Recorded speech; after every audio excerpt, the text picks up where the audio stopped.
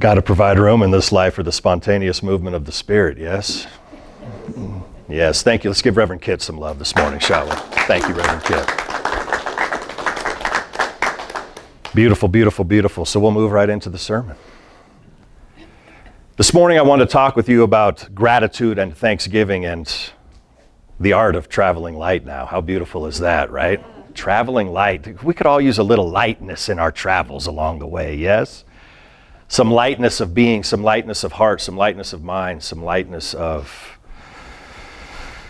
attitude. And just moving through this light with a pep in our step and a willingness to actually give our heart more room to feel into the world. See, our brain gets involved so much and we get involved analyzing everything and coming to a place where we've drawn conclusions about certain things, and then we're safe. As soon as I draw a conclusion, I can keep myself in my own little hut and I'm safe.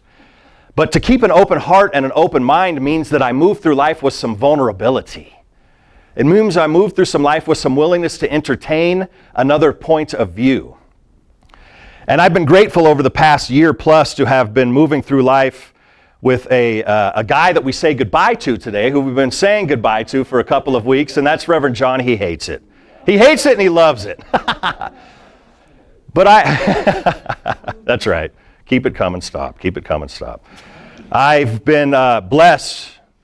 The theme of this morning is gratitude and vision. And quite frankly, those are two things that I've been blessed with by this man over the last year.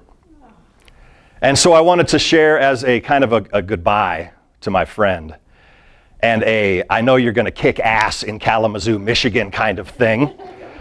Sure. Is you know there's a part of us when change happens that can get sad that change happens. But there's a part of us that has to hold on to and know that things are also about to get better. That things are about to get better. Am I sad that Reverend John's leaving? Sure I am. Am I connected to him as a human being? Sure I am. Is he sad that he's leaving? Sure there's part of him that's sad. Am I also wildly excited for him and the people in Kalamazoo? 100%. More than that, 1,000%. And is it possible to entertain the idea that things are about to get better for Santa Fe Center for Spiritual Living? Absolutely, because you know what? They are. Because that's what it means to live in league with the infinite Spirit. That's what it means to live in lockstep with the goodness of our heart, to continue to remain vulnerable. What would it be if I stood up here and said, oh man, John's leaving. Things are about to get bad around here. This church is about to suck. I mean, come on, right? When we put it in perspective, there's something about things must continue to get better. They must continue to get better. And I know they're about to get better because this person, Charles Hall, has been gleaning wisdom from this man for the past year and a half. What a blessing, right? What a blessing for any one of us, no matter what station or state we're at in life, is to have somebody that will step forward and say, I believe in you and I believe in what you're up to, and I want to give myself to you. Now, John didn't come forward and say, I want to give myself to you. But at least once a week for the past year, we've sat down. For the past year and a half, we've sat down. And it might seem like two colleagues sitting down together to talk about church and stuff like that. But my posture always inside of me was, I am ready to receive. Every single time. I don't know that he knows this. He does now. But I would sit down simply ready to receive insight and wisdom. Because here's a guy that's been around the block. I mean, even until the last time we had coffee, there was something that he's done in his life that I wasn't aware of before that. That's good stuff. All the adventures that you've been on and the things you've experienced. And I want to be clear that even when I talk about Reverend John, this is Charles' experience of John and not John. Do you know what I'm saying? Right? So I could sit up here and talk about things and you could go up and say, really, John? No, that was Charles' experience of John. You understand, right? That's my disclaimer for this talk. Is that this is an experience of, and the biggest thing that I'm left with is gratitude. Gratitude. Now we've got Thanksgiving Day in 2.5 months, right? And we get geared up for it and we eat a big feast and there's some gratitude and then a massing of consciousness like around Christmas time, and we're going to be getting into the season of light and and joy and light in the midst of darkness and talk about things and these things and do all that kind of stuff. But I thought to myself, I feel so grateful. Right now, I want to start the season of gratitude. Right now, I want to start this season of gratitude. Actually live with gratitude in my heart. There's enough reasons for us to go find, to be upset, to be pissed off. There's stuff in the world, if you want it, you can go find it. If you want to be on it, you can be on it as much as you want. But let's get off of it and get on to something else. And I'm so grateful. What am I grateful for? One of the first things that I learned from Reverend John is the importance of actually being a professional, of being a church professional. What does this have to do with you? Because you're not church professionals. We're church professionals. We get paid to do a job. But what I extrapolate out of that is be professional. In everything that we do, not that you're going to get paid for it. Just for being alive, we don't get paid. We do from the Spirit, but we have to have a heart that's open enough to really be able to garner the rewards of that. But the things that we're excellent in life at, we may get paid for them, but we may not. But the idea is to be professional. And that to me means to be excellent.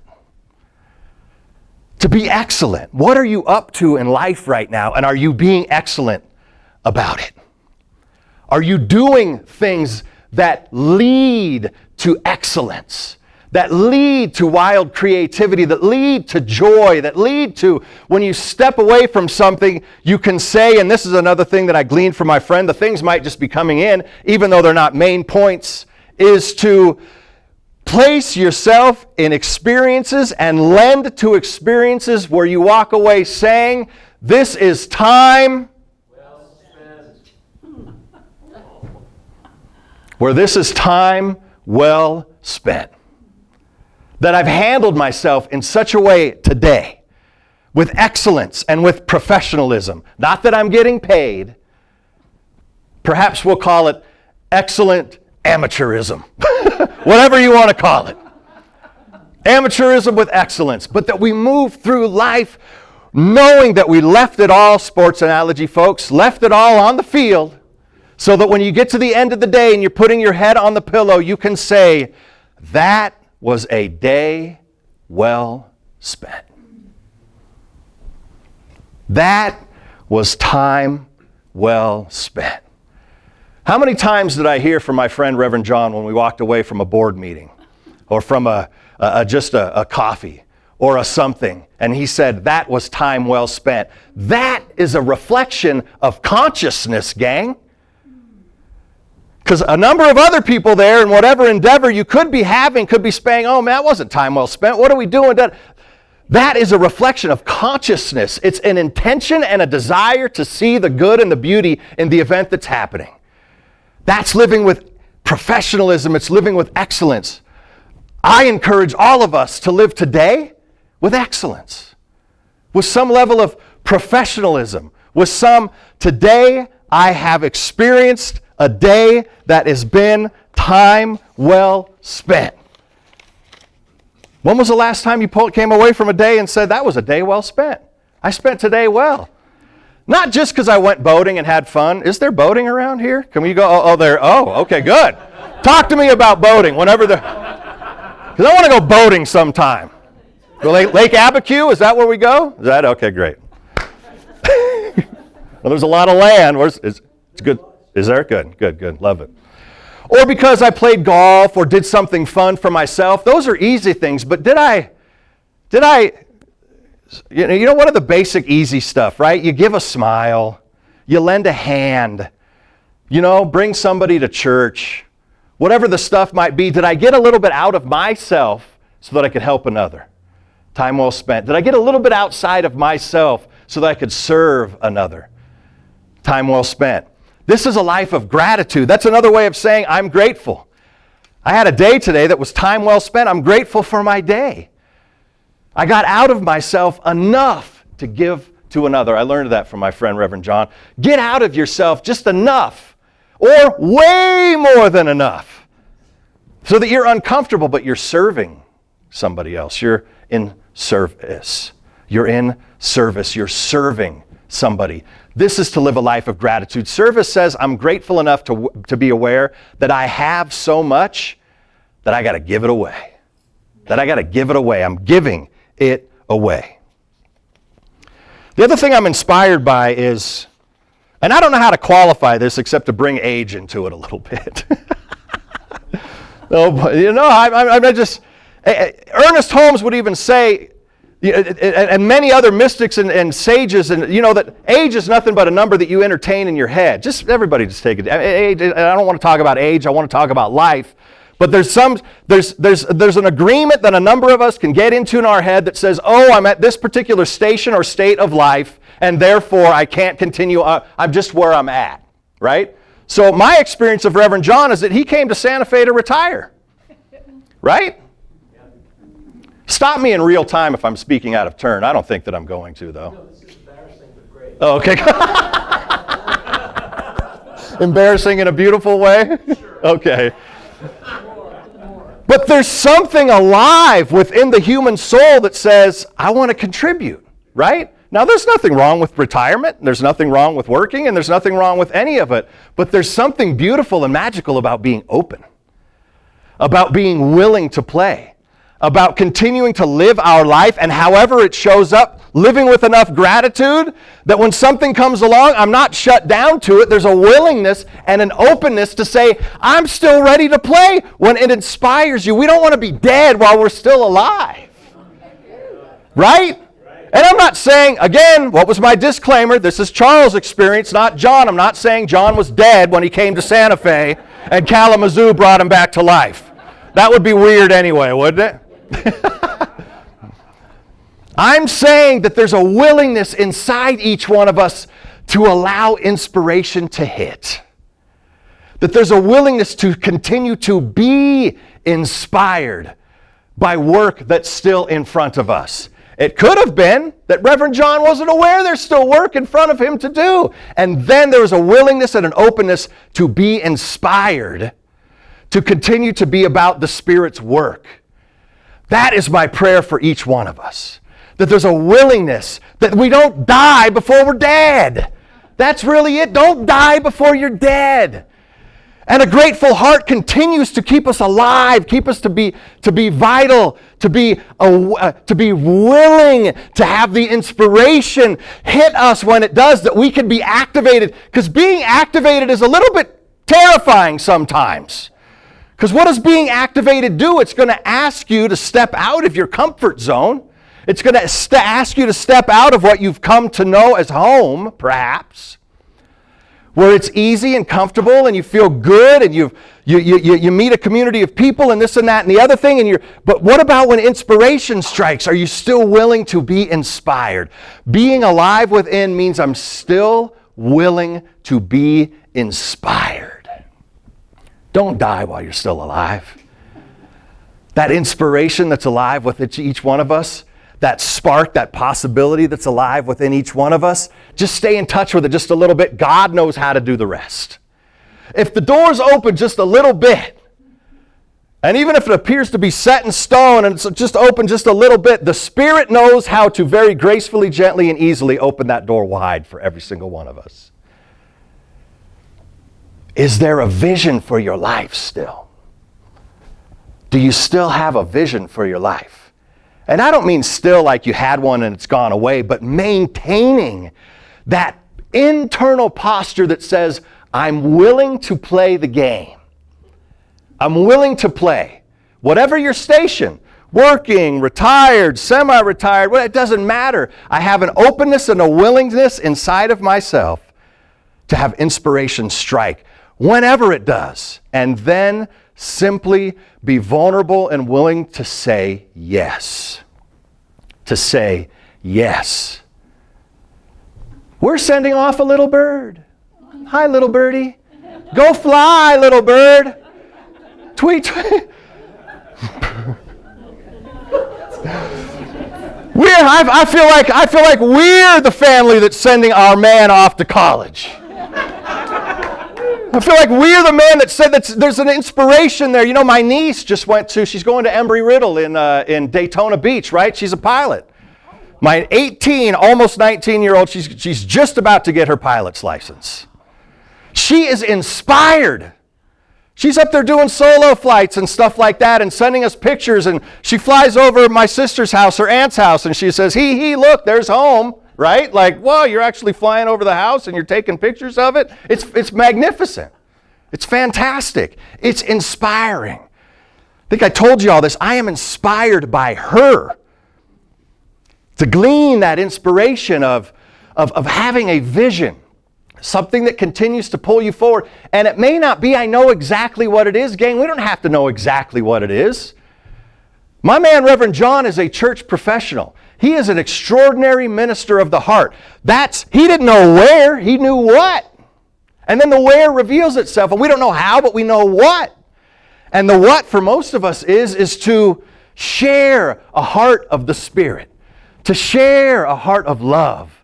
To share to serve each other in whatever capacity we have it, to use our unique gift in the way that it might show up, however it might show up, your unique gift, my unique gift. Everyone has a gift. And so are we continuing to be open to utilize that gift? The greatest frustration, one of the greatest frustration that leads to a tremendous amount of depression in life, and I know because I have personal experience with this, is that when we squash the inspiration that's alive within us. We start to feel depressed, pressed down, because we're not allowing the ferociousness or the fire, the conflagration that's alive within us to burn wildly and to affect those around us. I have been affected by this man and infected with the Spirit. I'm so grateful for the beauty, the simplicity, the joy. And this brings me to the last point that I wanted to talk to, is the softness with which one can walk through life. We can be grateful, be inspired by a vision, and all simultaneously walk softly through life. This is something I learned from this man as well. To walk softly through life. And you don't even have to carry a big stick. Walk softly. Walk with gratitude. Walk with grace. Walk as water. Be flexible, be pliable, be willing to move, to groove, to speak words of love into the world, to speak words of joy into the world, coming from a place of already knowing that the Spirit of God is my life and I don't have to go get anything. I don't have to acquire anything. I simply have to come to an awareness of who I am, and that happens at any point in life. It can happen any time, coming to a greater awareness of who I really am. And then when I come to an awareness of who I really am, that I am already walking in league and in lockstep with that great Spirit, I'm able to, as it's been said so many times, truly live from that overflow. So in my giving and my service and gratitude, I'm not depleting a finite supply of good that lives as my life. I'm glorifying an infinite supply of God's magnificence, right? And so as an overflow of an infinite supply of God's magnificence, there's always something more to give. And when I think that my tank is on empty, yes, I might do things to recharge myself. But at the same time, I'm realizing that it's just, as Ernest Holmes said quite simply, change your thinking, change your life. If I can change a thought, I can change my entire existence in a moment. Simply by changing my thought about something. Simply by... If I'm living from the overflow and living in that place of giving and service and giving all of myself to God, if I think for a moment, oh, I've given too much, I'm depleted, all it takes is a moment of realizing that it's not my energy, it's thine energy that is inspiring me. It's the Spirit's energy. It's the place where I got the gift from in the first place, and now I'm being called to share it. So the thing that supplied me in the first place must be the supply that continues to supply me on an ongoing basis. So it just might be a change of thought, just the subtlest change of perception that allows me to move back into that inspired place of vision where I can move forth and have the fullness of my life. I've been re-inspired with vision by Reverend John. I've been re-inspired with gratitude from Reverend John. I've been re-inspired with grace and walking softly from Reverend John. And I pray that the gift that he has given to this community over the past year and a half is a gift that keeps on giving. It's a gift that keeps on giving in our center, for the life and the love of this man has been indelibly imprinted on the presence of this center. It's been imprinted on our hearts, imprinted on our minds, imprinted on our souls, imprinted on the culture of this center. So we just stand on it and walk with it. Each one of us can. Each one of us can stand upon the shoulders of each other in the way that we continued. I think that's the biggest lesson that I want to share here, gang, this morning, is that each one of us, with the people that we walk with through life, can continuously and continually be inspired by them to live better, to live a better life. I want to continue to be inspired by Jan to live better. I want to continue to be inspired by Daniel and Robin and Susan and Ed to live better. I can be inspired by you to live better. As a minister of this community, I'm interested in that. I'm interested in hearing your stories when we have a moment after the what are we doing right now? The service. And then we have some coffee. Even just you might not even know this, but psst, when I talk to you, when I hear from you, the smallest things that you say, Daniel, I got to talk about you for a second, brother. I hope it's okay. Is that all right? Grounding? About grounding? Oh, yeah. Is that all right? I'm inspired by this. I know I do this in the middle of it. That's quicker than pulling him aside to the other room and having a quick aside. Can I talk to you about this? Anyway, so I don't think this is a new practice, but this is a new practice for you, yes? Yes, and it's making a difference for him, and it's called grounding, right? I'm inspired by this, where you go and you get your feet on the earth, right? And so there's some physical ailments that Daniel's been dealing with, but he came to this practice called grounding. And it's funny because in the backyard of their home, they say we've got just a little path, just a little patch of dirt. And so he puts his feet into the dirt, and it's made a difference for him in the well-being of his body. I'm inspired by that. I'm inspired by your stories. I'm inspired by Reverend John's story. I'm inspired. I pray that each one of us are so inspired by each other that we're moved and called daily to live a better life. To live a better life. Talk to each other. Let's get to know each other. Let's get to experience each other. And in doing that, we inspire each other to live a better life. To live a life of a heart full of gratitude. To live a life of vision, something that continues to pull us forward. And to live a life where we can walk softly and appreciate each other and see each other and celebrate each other and recognize each other and be willing to be vulnerable with each other and be willing to be raised by each other and be willing to be called by each other to our greater yet to be called into our greatness. This is what I want to share with you this morning. Let us be inspired by each other. Let us fall in love with each other. Let us walk through the world vulnerable so that we can fall in love, so that we can be loved. That's one of the hardest things in this world to do. So, because for you to love me, you need to know me. And for you to know me means and for you to know me means that I need to allow you to know me, and that means that I need to be vulnerable, and that's scary. It's scary for a people. It's easier, as I started talking about, it's easier to go over here and say, I've drawn my conclusions. I don't need any input from you. I've got this. All evidence to the contrary. We inspire each other. Let us be a place that inspires each other, where we feel taller, where we feel lifted. That is what I've experienced over the last year and a half here with my friend, Reverend John. And I thought today, I knew he'd be embarrassed by this, but I also know how appropriate it is for me to share in terms of teaching as well, the blessing that he's had on my life, and the blessing that he's had on our community, and the blessing that we will continue to nurture with each other, and loving each other and growing with each other and becoming more beautiful to each other.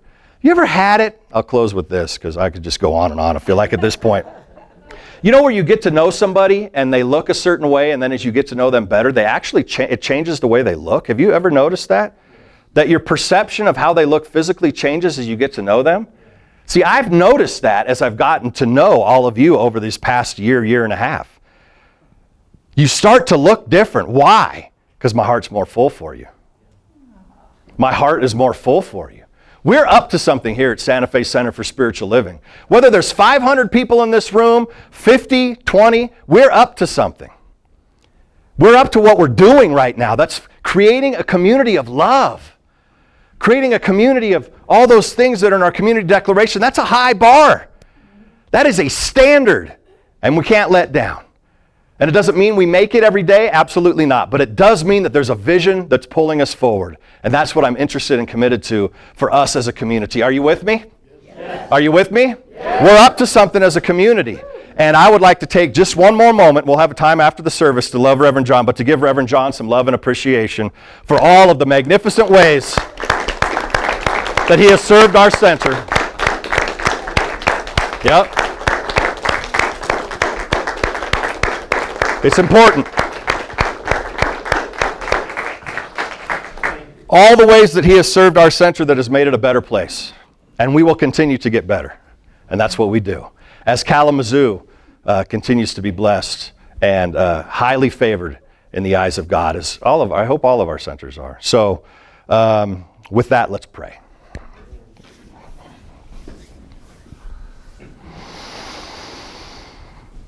A little background music, just a little something in the back there while we pray, and then we'll go into a song. So I'm grateful in this moment for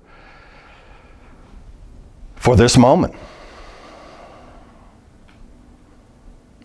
For all the ways that each of our lives are blessed, for the things that during our meditation time that we considered that we're grateful for, and those wonderful things that we welcome that we haven't experienced in our lives yet, but that we are rolling out the welcome mat for, that we're making a way to experience the great unknown. Let our days be filled with gratitude, with vision, and with softness. With a willingness to know and to be known. With an understanding that all of life falls from, that we stand under a waterfall of tremendous blessing. That all of life flows from this infinite gusher for God.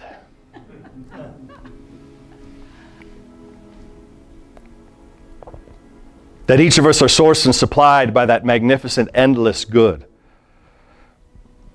That it is my life that is the life of each one of us gathered in this sacred sanctuary this morning. Gratitude, vision, walk softly. Gratitude.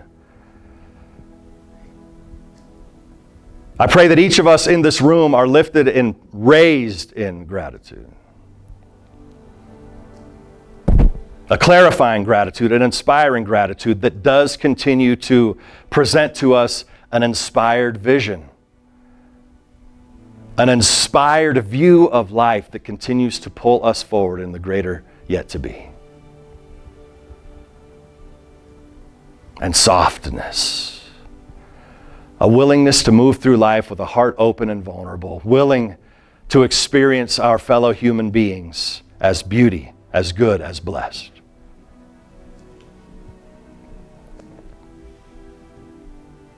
I bless this community with each of these, gratitude, vision, and softness. As we dance between each on any given day, I know that we continue to be inspired, we continue to be living in the very heart of the Holy Spirit. That whatever our days may bring, we get to the end of it and we say, that was time well spent. That was a day well spent. That was a day well spent. I'm grateful for this morning. I know it is a morning of time well spent. And for each one of us, I am grateful. In one word, I call it good. And so it is. And so it is. Amen.